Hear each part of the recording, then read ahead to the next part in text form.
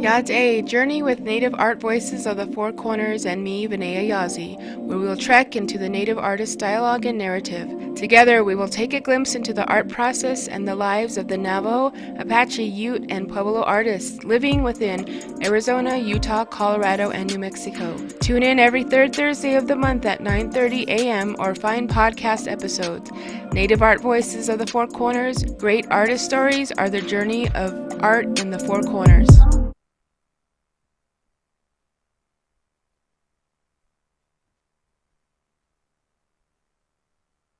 You're tuned to KSJE, Farmington, New Mexico, 90.9 FM. And now 103.3 FM, K277CR, Durango, Colorado. KSJE is supported by the Farmington Civic Center, bringing a full slate of entertainment to Farmington and San Juan County. Our Planet live in concert, Saturday, February 11th at 7:30 p.m. The Farmington Civic Center, 200 West Arrington in downtown Farmington. Find out more online at fmtn.org/shows or 505-599-1148.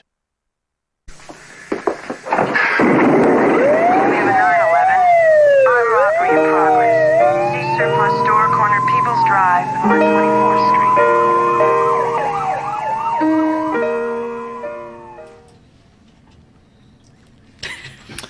And welcome to the Cop Shop with FPD.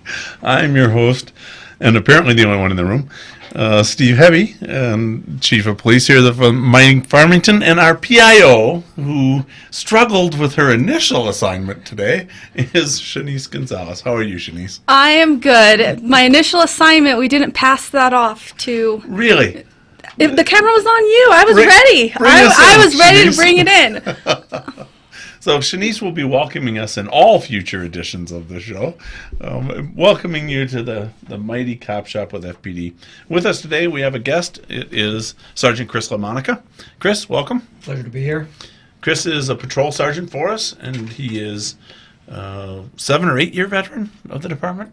7. About a year as a sergeant. Yeah, a year on graveyards. So. And previous to that, he had a colorful career as one of the top golfers in the nation, or at least you were a pretty good golfer.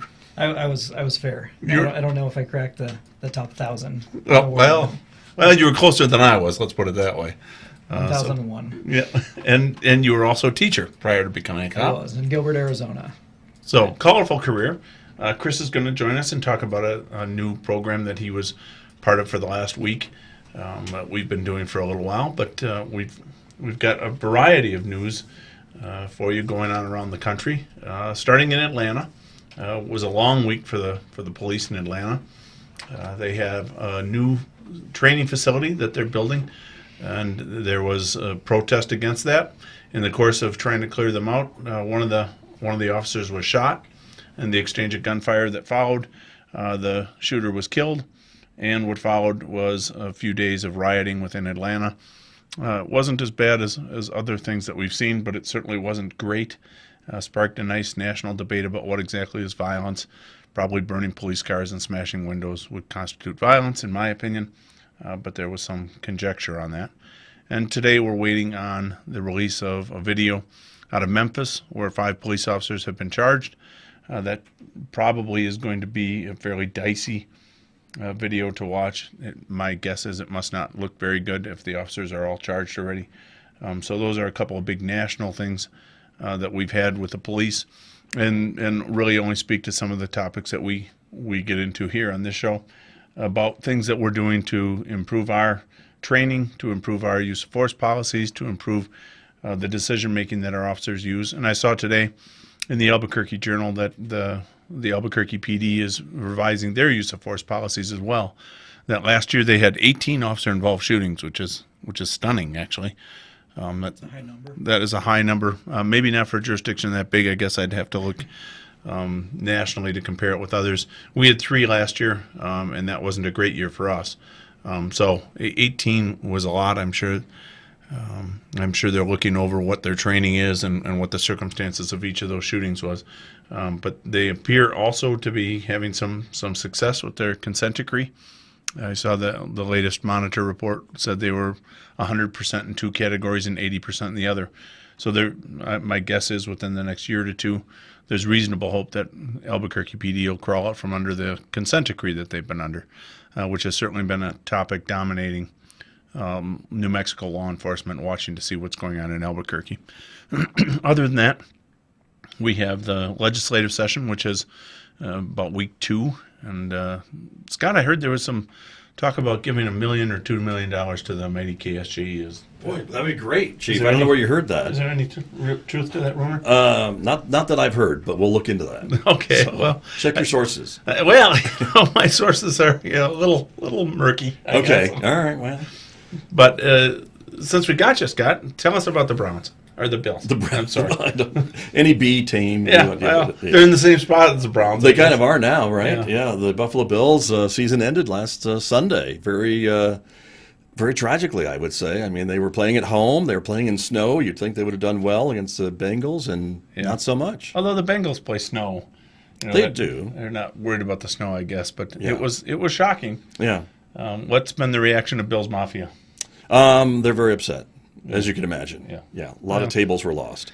Yeah, I think unfortunately the Packers fans weren't even really all that upset. You could see that train skipping off the tracks. But I think there was reasonable hope the Bills were going to win the Super Bowl this I year. think they thought that they would make it at least to the Super Bowl, but not so much, or at least to play the Chiefs. They had that game all set up in Atlanta. Well, they've done that a few times, too. And now all the tickets are being refunded. Yeah. Because that's not going to happen. So No. Which was a weird one anyway. Go on to honestly play another day, I guess. Yes. See you in the fall. And Scott, you are also a Falcons fan. So you were going to get to see his Bills down in your stadium. Yeah. The other Scott, who's The not other even Scott he's not number even 10. on camera and he's talking. Yeah. People don't understand what a massive organization this is. That's right. And It's everyone somebody named Scott. same name. But I mean, I would like to see the Falcons be playing at any point, but yeah. Well, they get the preseason. You know. Yeah. If Mariota ever comes back, we'll see. Yeah. Well, yeah. So Touche. All right. Well, Shanice, what did you think of the Bills' play calling late in the game? Oh, football. That's the thing with touchdowns, right? Well, we'll give Not an a football in-depth fan. analysis later on that. I don't even think I watched the Super Bowl, so I have no input. Well, you'll change this year. We will watch the Super Bowl at the department. We'll host a big Super Bowl party. Chris, are you a big football fan? I don't really follow football. I heard you were angry with the Bills and disappointed for Scott. I was disappointed that there was football on instead of golf. Well, holy cow. That has to be like two people in the entire Western Hemisphere. But, okay. I had to catch the end of the tournament on Hulu, but I made it happen. Well, it's that kind of bravery, that I think is perseverance. what makes you a great law enforcement leader. Ingenuity. So a year ago, you became a sergeant with the department. You've been on patrol. What are some of your typical duties as a patrol sergeant? So as a patrol sergeant, I'm in charge of six guys on graveyards. We respond to calls for service. At night, it's not as heavy for calls for service, so a lot of traffic enforcement, trying to find people with warrants and just keep everybody safe while they sleep. Very good. I'm partial to Graves. I was a longtime Graves officer myself, but that was many moons ago and in a much colder environment. But we have a connection on that as well. So you are originally from Alaska. Yeah, I grew up in Juneau, lived there for 22 years, so it's not quite as cold as Anchorage. It's not quite as cold as We got Anchorage. probably way more rain. Yes, you definitely got way more rain. So Juneau is the only landlocked capital in the country. There are no roads linking Juneau to the rest of the state. You have to fly in or boat in. I flew in a couple of times in my time up there. And they have their legislature down there. Ours in Santa Fe. Theirs was in Juneau. So it's a pretty area, but weather's a little bit more like Seattle than it is like Anchorage. Very similar to Seattle. Now, you learned to golf there. I did. We had a driving range, Mendenhall Golf. I don't know if it's still operational. They just kind of mowed down some beach grass, and we'd go out there and hit it. Well, so we'll have to have him back, and he can talk about his long journey from Juneau to the professional golf tour. But eventually you wound up with us. And this week we've been doing something that I've been doing for about a year now. I started, I think anybody that's been in any organization knows communication is always one of the top complaints that you hear within the rank and file. They want to know more of what's going on. They want more communication from middle management, from upper management.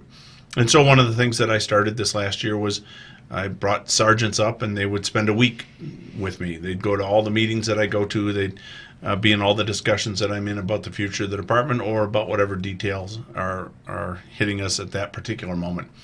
And so Chris has got his turn in the saddle this week. And Chris, what was your expectations of it as you came in? Because we've been doing it for about a year, so you'd heard some things about what might happen. And then what was your impression of the week?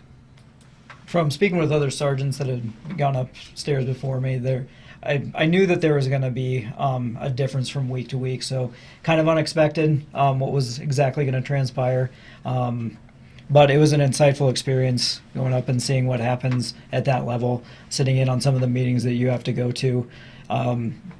It just shows that law enforcement is a part of the city, and it's a big part of the city, but all those pieces have to integrate. So we started off, my Monday morning was with a department head meeting, which is all the leaders of all the different departments within the city.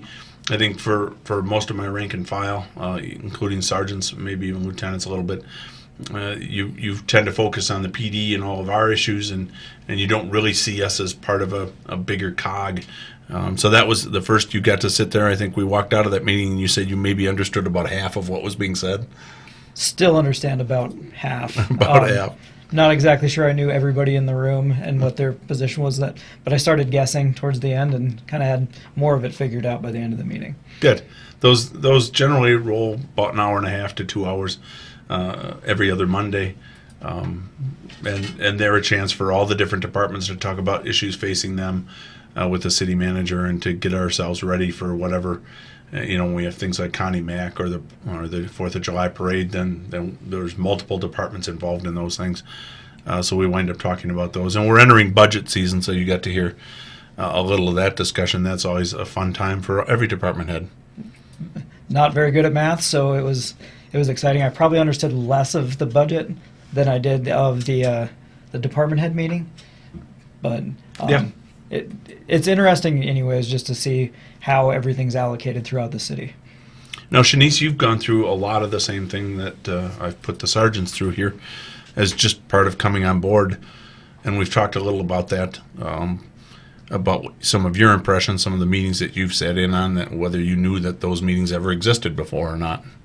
So I had about the same experience where I just got thrown in and you don't understand what's going on, but you're trying to learn and trying to pick up what's happening in the department, what's happening with personnel and who's who. So I'm about 4 months into my position, a little short, but it's a lot of that. Like, I had no background in policing. I had no understanding of really the structure of it all.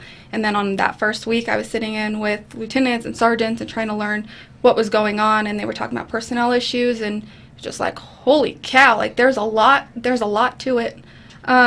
And I don't think people understand that. So even from a line level, you have your officers and what issues are coming up and what things are happening. They either go up the chain of command or they go down the chain of command. So I'm at the position where everything is happening at the upper command, and I'm watching it go down the chain of command rather than the opposite. So most officers are witnessing it happening from the bottom up, where I'm witnessing it from the top down.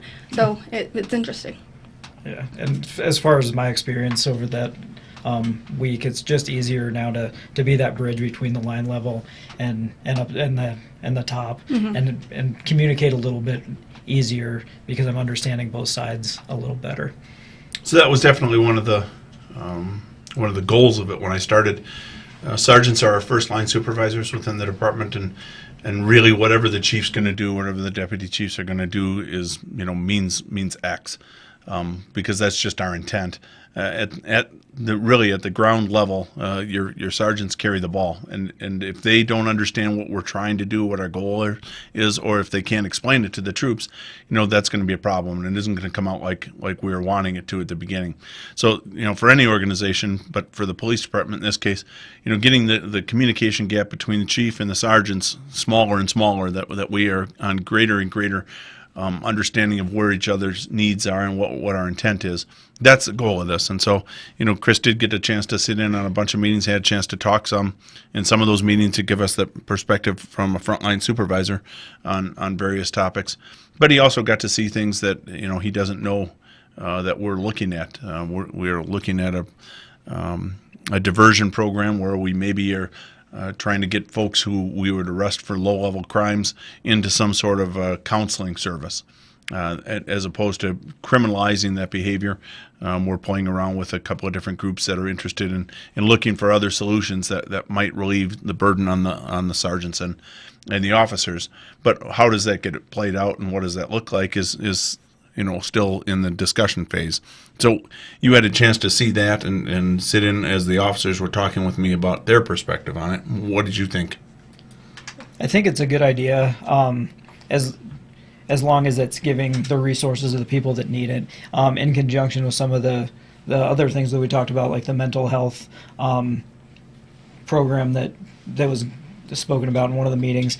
If those two projects would kind of join up, there might be more opportunity to get people the help that they need without necessarily using jail. So that I know was a frustration for me, even 25 years ago when I was copping, is there aren't a lot of resources. The police tend to be the one that people call. We're awake. You could dial 911, you get a cop. What that's done for us as a profession through the years is we wind up being kind of a catch-all for whatever public problem is going on, or whatever public problem isn't being addressed adequately. Mental health certainly is one of them, really since the 1980s. The police have become a substitute mental health provider, in that when people are in crisis, they call us at 3 a.m. and we send over a couple of cops and we see if we can take care of it.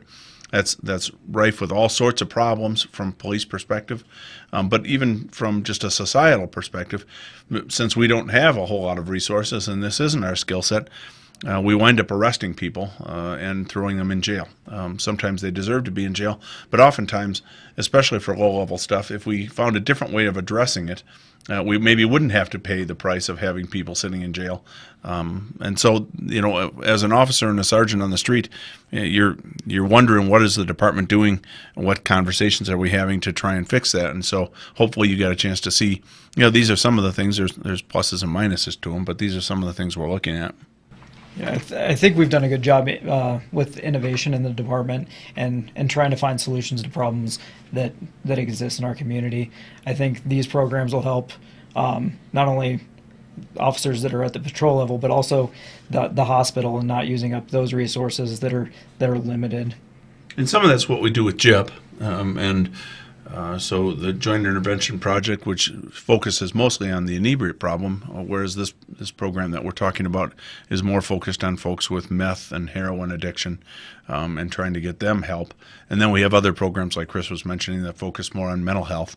Those are three challenges that really dominate a lot of police time and police resources, are folks with alcohol problems, folks with drug problems, and folks with mental problems.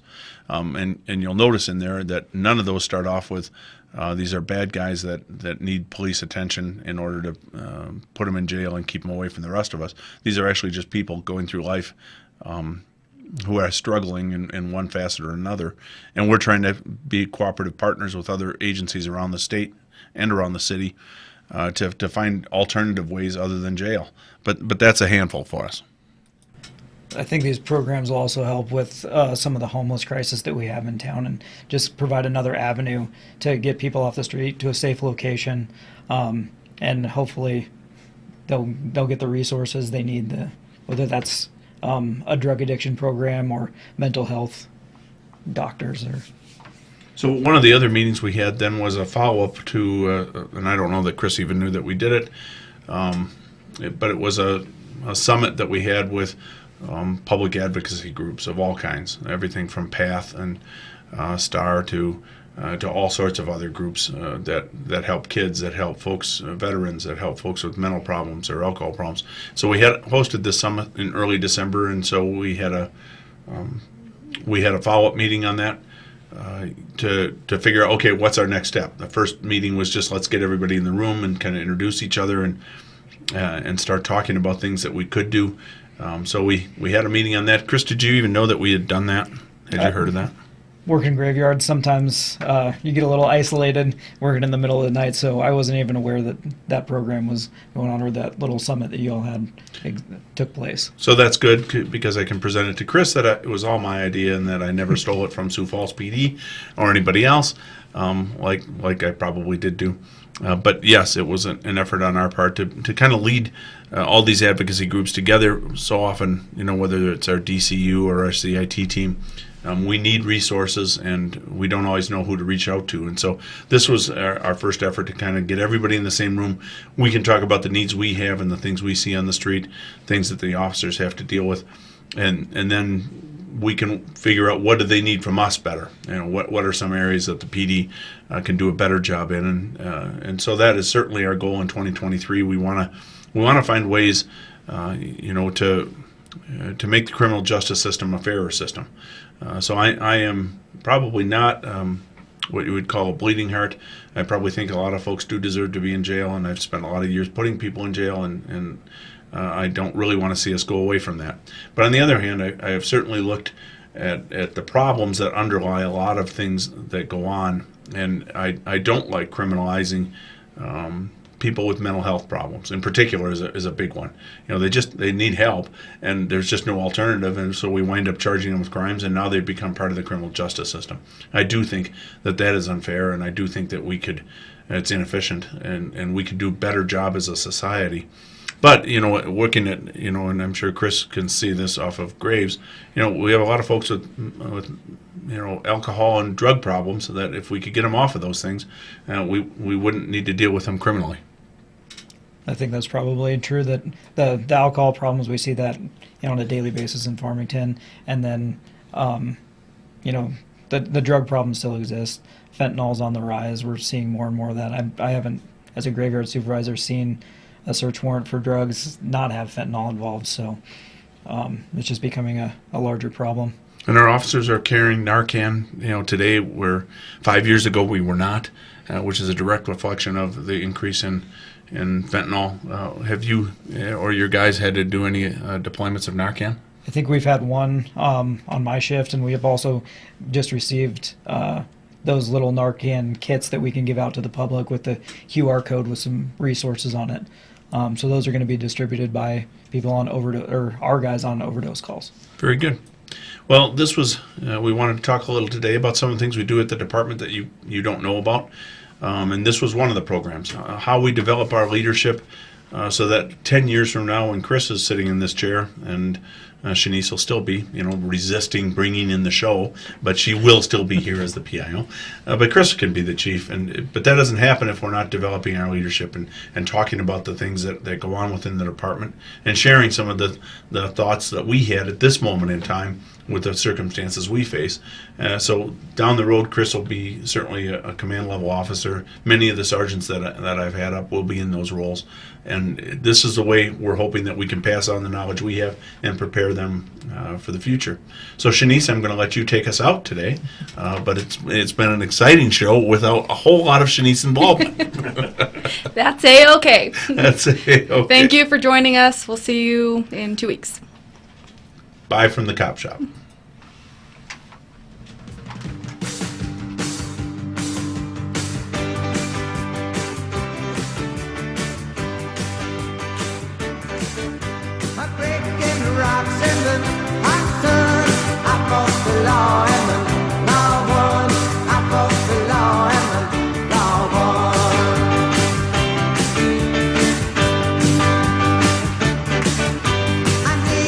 Money, 'cause I'm heading